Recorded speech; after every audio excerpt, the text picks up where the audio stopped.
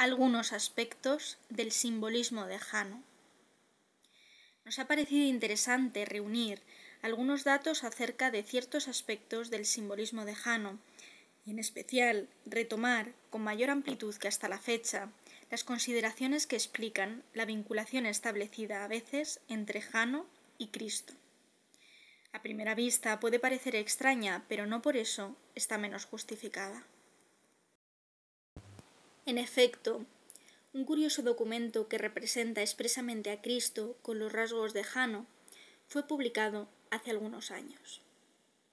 Es una especie de doble medallón pintado en una página separada de un libro litúrgico manuscrito del siglo XV, encontrado en Luchon.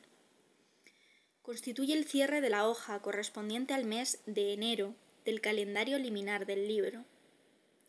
En la sumidad del medallón interior figura el monograma IHS, con un corazón sobrepuesto. El resto de él está ocupado por un busto de Jano bifronte, con un rostro masculino y otro femenino, según suele verse bastante a menudo. Lleva en la cabeza una corona y sostiene en una mano un cetro y en la otra una llave. En los monumentos romanos, Jano se muestra como en el medallón de Luchon, con la corona en la cabeza y el cetro en la diestra, porque es rey. Tiene en la otra mano una llave que abre y cierra las épocas. Por eso, por extensión de la idea, los romanos le consagraban las puertas de las casas y ciudades. Cristo también, como el antiguo Jano, porta el cetro real, al cual tiene derecho conferido por su Padre del cielo y por sus antepasados terrenos. Su otra mano tiene la llave de los secretos eternos, la llave teñida de su sangre, que ha abierto a la perdida humanidad la puerta de la vida. Por eso, en la cuarta de las grandes antífonas preparatorias de la Navidad, la liturgia sagrada lo aclama así: Oh Cristo esperado, la llave de David y el cetro de la casa de Israel. Tú abres y nadie puede cerrar, y cuando tú cierras, nadie podría abrir ya. La interpretación más habitual de las dos caras de Jano consiste en considerarlas como representación del pasado y el porvenir, respectivamente. Esta interpretación, aunque incompleta, no deja de ser exacta desde cierto punto de vista. Por eso, en un número considerable de representaciones, las dos caras son la de un hombre anciano y la de un joven. No así en el emblema de Luchon, donde un examen atento revela que se trata de Jano andrógino, Janus Jana. El nombre de Diana, la diosa lunar, no es sino otra forma de Jana, el aspecto femenina de Janus. Huelga recordar la estrecha relación de esta forma de Jano con ciertos símbolos herméticos como el rebis. La única diferencia reside en que estos símbolos son generalmente sol-luna, bajo formas diversas, mientras que al parecer Janus Jana es más bien Lunus Luna, pues su cabeza va frecuentemente coronada por una media luna. Desde el punto de vista según el cual el simbolismo de Jano se refiere al tiempo, cabe realizar una observación muy importante. Entre el pasado que ya no es y el porvenir que no es aún, el verdadero rostro de Jano, el que mira al presente, no es, se dice, ninguno de los dos visibles. Ese tercer rostro, en efecto, es invisible, porque el presente, en la manifestación temporal, no es sino un instante inasequible. También, por esta razón, ciertas lenguas como el hebreo y el árabe no tienen forma verbal que corresponda al presente. Pero cuando se alcanza la elevación por encima de las condiciones de esta manifestación transitoria y contingente, el presente contiene toda realidad.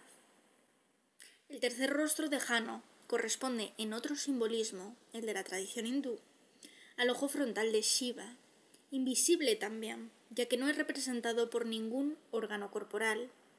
Figura el sentido de la eternidad. Se dice que una mirada de este tercer ojo reduce todo a ceniza, es decir, destruye toda manifestación. Ahora bien, cuando la sucesión se trueca en simultaneidad, todas las cosas moran en el eterno presente. de modo que la destrucción aparente no es en verdad sino una transformación, en el sentido más rigurosamente etimológico de la palabra. Según estas breves consideraciones, es fácil comprender ya que Jano representa verdaderamente a aquel que es no solo el Señor del triple tiempo, designación que se aplica igualmente a Shiva en la doctrina hindú. Recordemos que el tridente, atributo de Shiva, es el símbolo del triple tiempo, sino que también representa, ante todo, al Señor de la eternidad. Cristo domina el pasado y el porvenir, coeterno con su Padre. Es como Él el antiguo de los días. En el principio era el Verbo, dice San Juan. Es también el Padre y Señor de los siglos futuros. Iesu Pater Futuri Seculi, repite cada día la Iglesia romana. Y Él mismo se ha proclamado el comienzo y la culminación de todo. Yo soy el Alfa y la Omega, el principio y el fin. Es el Señor de la eternidad. Es evidente, en efecto, que el Señor de los tiempos no puede estar sometido al tiempo, el cual tiene en él su principio. Así como, según la enseñanza de Aristóteles, el primer motor de todas las cosas o principio del movimiento universal es necesariamente inmóvil. Es ciertamente el Verbo eterno aquel a quien los textos bíblicos designan a menudo como el antiguo de los días, el Padre de las edades o de los ciclos de existencia. Este es el sentido propio y primitivo de la palabra latina seculum, así como del griego aion y del hebreo olam, a los cuales traduce. Importante notar que la tradición hindú le da también el título de Purana Purusha, cuyo significado guarda estricta equivalencia. Volvamos ahora al documento que hemos tomado como punto de partida. Se ven en él, decíamos, el cetro y la llave en las manos de Jano, lo mismo que la corona, que puede ser considerada también como símbolo de potencia y elevación en el sentido más amplio, tanto en el orden espiritual como en el temporal, y que en este caso nos parece tener más bien tal acepción. El cetro es el emblema del poder real, y la llave, por su parte, lo es entonces más especialmente del poder sacerdotal. Debe señalarse que el cetro está a la izquierda de la figura, en el lado del rostro masculino, y la llave a la derecha, en el lado del rostro femenino. Pues bien, según el simbolismo empleado por la cábala hebrea, a la derecha y a la izquierda corresponden respectivamente dos atributos divinos, la misericordia, Gesed, y la justicia, Din, las cuales convienen también manifiestamente a Cristo, máxime si se considera su papel de juez de los vivos y de los difuntos. Los árabes, realizando una distinción análoga en los atributos divinos y en los nombres que a ellos corresponden, dicen belleza y majestad. Así se explicaría que los dos aspectos hayan sido representados por un rostro femenino y otro masculino, respectivamente. En el Rey del Mundo hemos explicado en detalle el simbolismo de la izquierda y la derecha, de la mano de justicia y la mano de bendición, señalando igualmente por varios padres de la Iglesia, especialmente San Agustín. En el símbolo del árbol sefirótico, que representa el conjunto de los atributos divinos, las dos columnas laterales son respectivamente las de la misericordia y la justicia. En la cúspide de la columna del medio, dominando las dos columnas laterales, está la corona, Keter, la análoga posición de la corona de Jano. En nuestra figuración con respecto a la llave y al cetro, nos parece dar lugar a una vinculación que justifica lo que acabamos de decir en cuanto a su significado. Sería el poder principal, único y total, del que proceden los dos aspectos designados por los otros dos emblemas. Acabamos de decir que Jano, por lo común, porta dos llaves. Son las de las dos puertas solsticiales, correspondientes respectivamente al solsticio de invierno y al de verano, es decir, a los dos puntos extremos del curso del Sol en el ciclo anual. Pues Jano, en cuanto señor de los tiempos, es el janitor que abre y cierra ese ciclo. Por otra parte, era también el dios de la iniciación en los misterios. Initiatio deriva de inire, entrar, que cuadra también con el simbolismo de la puerta. Y según Cicerón, el nombre de Jano, Janus, tiene la misma raíz que el verbo ire, ir. Esta raíz i se encuentra asimismo en sánscrito con el mismo sentido que el latín, y en esa lengua tiene entre sus derivados la palabra llana, camino, cuya forma está muy próxima a la del nombre Janus. Yo soy el camino, decía Cristo. En la tradición extremo-oriental, la palabra Tao, cuyo significado literal también es vía, sirve para designar el principio supremo, y el carácter ideográfico que le representa está formado por los signos de la cabeza y los pies, equivalentes al alfa y la omega. En tanto que Jano era considerado dios de la iniciación, sus dos llaves, una de oro y otra de plata, eran las de los grandes misterios y los pequeños misterios. O por utilizar otro lenguaje equivalente, la llave de plata es la del paraíso terrestre y la de oro la del paraíso celeste. Esas mismas llaves eran uno de los atributos del sumo pontífice, al cual estaba especialmente vinculada la función de hierofante. Al igual que la barca, que era también un símbolo de Jano. La barca de Jano podía navegar en los dos sentidos, hacia adelante o hacia atrás, en correspondencia con los dos rostros de Jano. El simbolismo de la barca ha permanecido entre los principales emblemas del papado. Y las palabras evangélicas relativas al poder de las llaves están en perfecta consonancia con las tradiciones antiguas, emanadas todas de la gran tradición primordial. Por otra parte, existe una relación bastante directa entre el sentido que acabamos de indicar y aquel según el cual la llave de oro representa el poder espiritual y la de plata el poder temporal, siendo entonces esta última reemplazada a veces por el cetro, según vimos. El cetro y la llave guardan relación simbólica con el eje del mundo.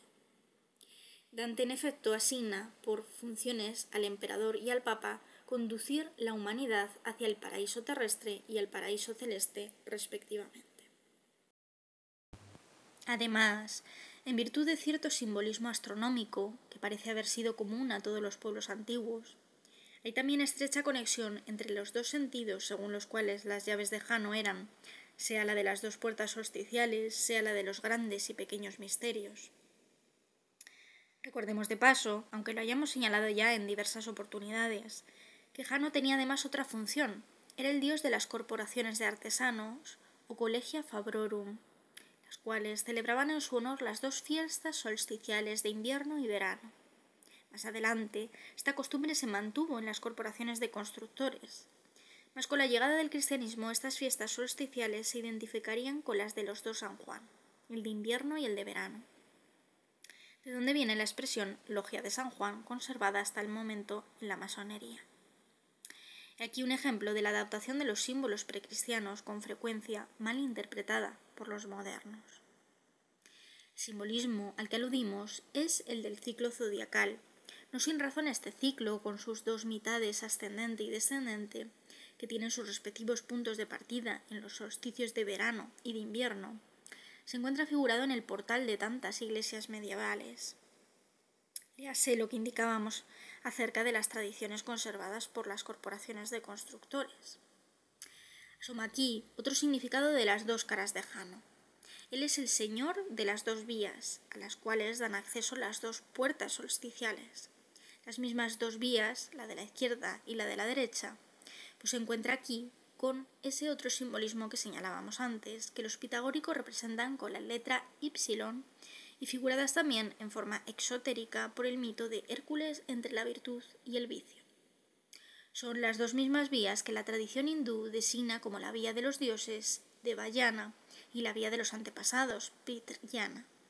Y Ganesa, cuyo simbolismo tiene numerosos puntos de contacto con el de Jano, es igualmente el señor de las dos vías, por consecuencia inmediata de su carácter de señor del conocimiento, lo que nos permite, de nuevo, a la idea de la iniciación en los misterios. Por último, esas dos vías son también en cierto sentido, al igual que las puertas por las que se llega a ellas, la de los cielos y la de los infiernos. En los símbolos renacentistas que acabamos de mencionar, las dos vías se designan en esta relación como vía alta y vía lata, camino estrecho y camino ancho. adviértase que los dos lados a los que corresponden la derecha y la izquierda son los mismos en que se dividen los elegidos y los condenados en las representaciones del juicio final, que por una coincidencia harto significativa, con tanta frecuencia se encuentra en el portal, en la puerta de las iglesias, y no en cualquier otra parte del edificio.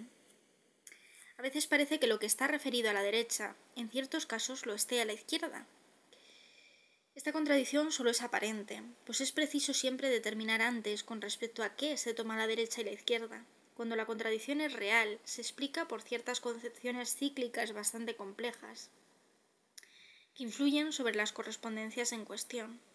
Señalamos esto únicamente con el fin de no obviar una dificultad que debe tenerse en cuenta para interpretar correctamente un número considerable de símbolos.